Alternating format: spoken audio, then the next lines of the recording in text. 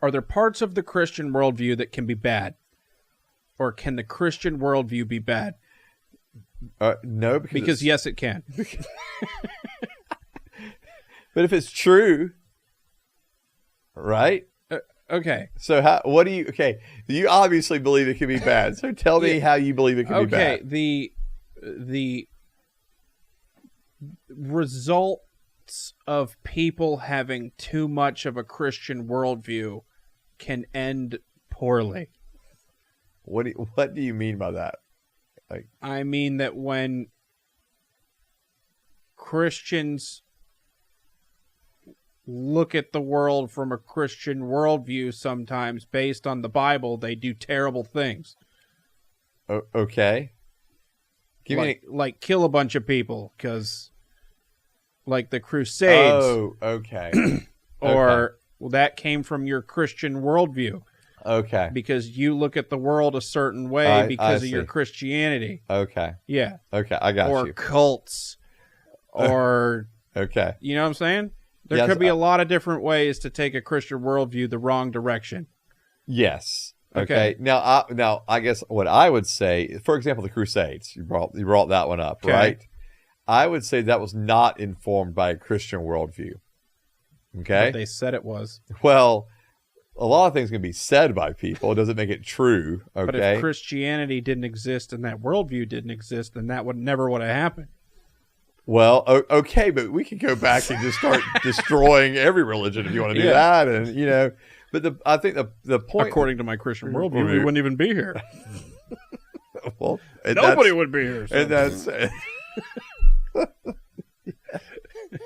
and so I think that we can't, just because people do things in the name of Christianity, and even their spiritual leaders, just because they do things in the name of Christianity, doesn't mean it's always being filtered through a Christian worldview.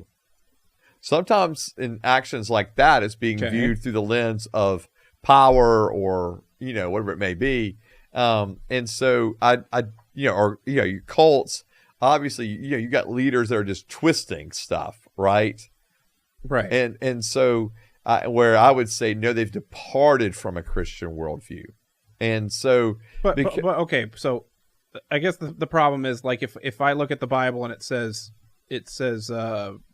kill people if they kill people, right? Okay. So then I go kill someone because they kill someone, right? Like, that was the Christian worldview, right? No, but the Christian worldview would actually say, do not murder. But what you're saying is, you're talking about an eye for an eye. Yeah. Yeah. I could worldview myself into doing lots of different stuff.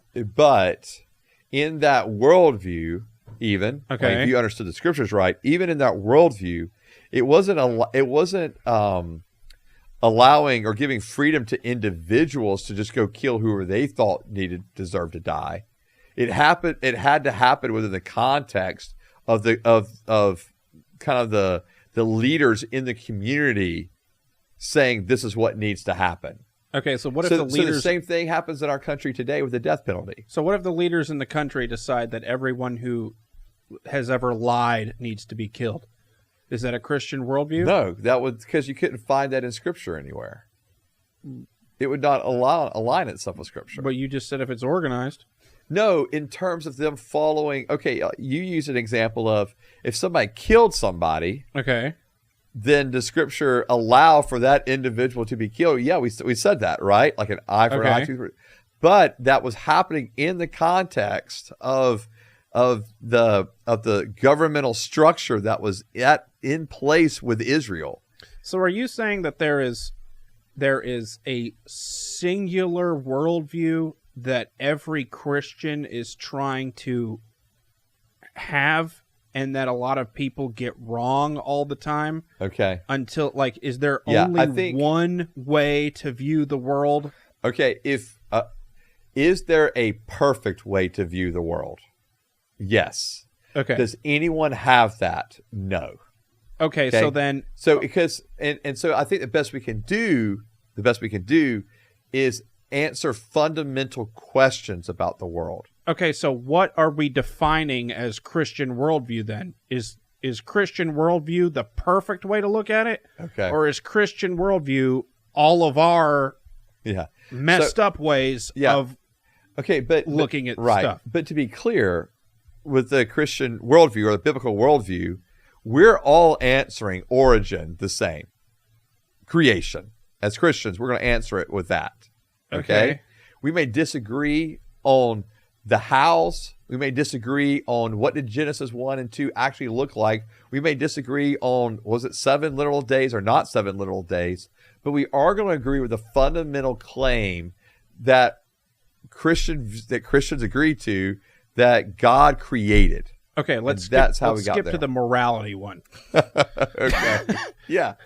And I would say this, and I think maybe this would be where you would find a departure a little bit, but in a break between groups.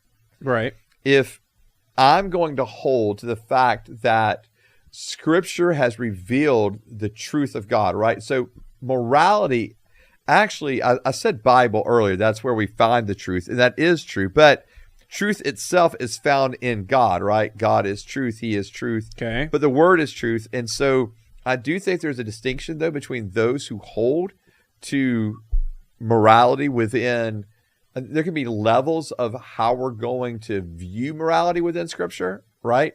Some people are going to say, well, we still need to hold to all the Old Testament laws. That's somehow going to be our moral guidance. Others are going to say, no, we're going to hold to the idea of loving God and loving others and allowing morality to filter through those two things according to what we find in Scripture.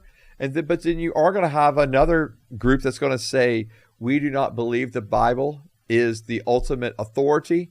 We believe experience and reason and the Bible and traditions all together form what is a morality for us. Okay. And so, therefore, you could have differences along those lines. I would say within groups that believe the Bible is inspired, okay, and inerrant, we're going to agree, okay, on morality because we're going to use Scripture as the fundamental basis. So there's going to be an overarching agreement on most things. I'm not saying all the fine details, but on most things. My brothers and sisters who might find themselves believing the Bible is inspired but not inerrant may have some differences there, the way that they're looking at Scripture. Okay. And then those that completely reject the inspiration of Scripture and they just go, well, it's a book, but it's archaic and all of its moral laws were more back for those times, not for these times. Okay, okay, so I still have the same question. Okay. Is there like the Christian worldview, like the perfect way that we should be looking at the world? Right. And then all of us have like a Christian worldview? Yeah. Because so I would say all I'm trying to say is some people's Christian worldviews suck. And it makes them do terrible things. Okay. Right? Okay. Yes. And they're on their journey to the perfect worldview. They are doing it wrong. Right. Or something. Sure. Okay. Sure. Yeah. Again, I would hope they would not, if they're calling themselves a Christian and having a Christian worldview, I would hope we're not departing too, and this is maybe where, maybe the distinctions of having a more orthodox Christian worldview, okay, would be different than an individual that holds a more progressive Christian worldview. So you would add more adjectives to it. If we're going to start getting into some of the nuances of things, yes. Okay. Like what I'm saying is even but I would say like most Orthodox, evangelical, conservative, even moderate Christians are going to say Bible's inspired. That's where we find our morality. Okay. So who did the Crusades? Catholics did. Okay, so you would call that a Catholic Christian worldview?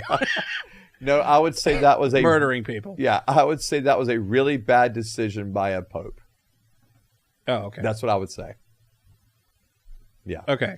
But I'm not going to lump all Catholics into that one bad decision, the same way that I wouldn't lump all Protestants into bad decisions made by Protestant leaders as well.